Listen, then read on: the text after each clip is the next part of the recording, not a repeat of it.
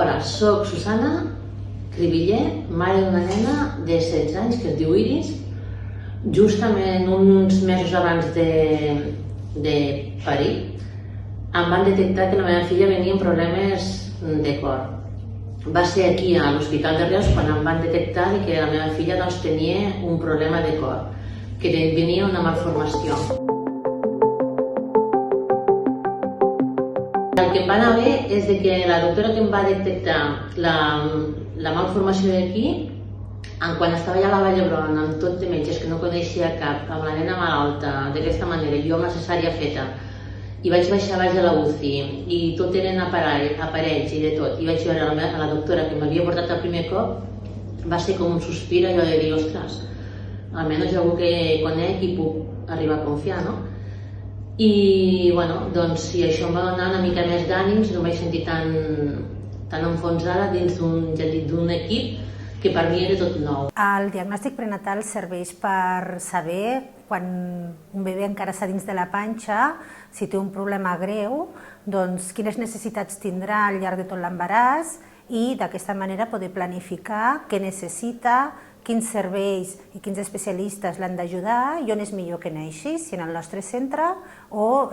com és en el cas dels problemes greus, en centres de tercer nivell, com seria, en el nostre cas, a la majoria dels casos, Barcelona, Vall d'Hebron.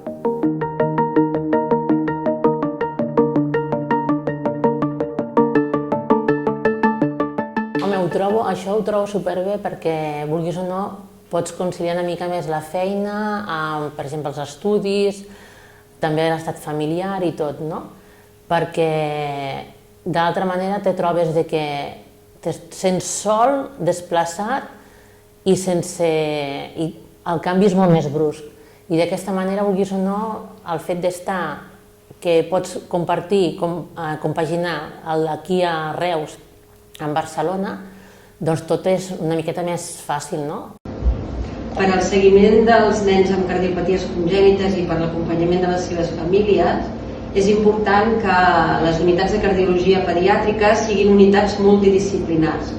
Això vol dir que estiguin implicats diferents professionals, diferents especialistes.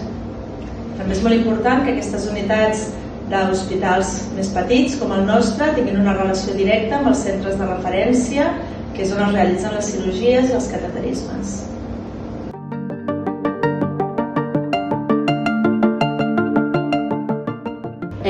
Ara, clar, ja té 16 anys, ja passem a l'edat adulta o adolescent,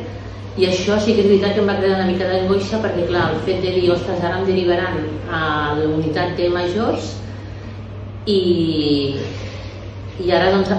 si envien una cardiòloga cap aquí, doncs és molt millor perquè, vulguis o no, serà el mateix que he portat fins ara i és molt més fàcil per poder fer un dia a dia de la teva vida. La creació de la unitat de cardiopaties congènites de l'adolescent i l'adult a l'Hospital Universitari Sant Joan de Reus permet garantir la continuïtat assistencial de tots aquells nens i nenes amb cardiopatia congènita que fins ara, quan arribaven a l'edat adulta, havien estat derivats a un hospital fora de la província de Tarragona. Aquí a la nostra UCA faríem un seguiment clínic de tots aquests pacients, havent de derivar únicament aquells casos en què es requereix, per exemple, una cirurgia cardíaca o algun procediment percutani més complex.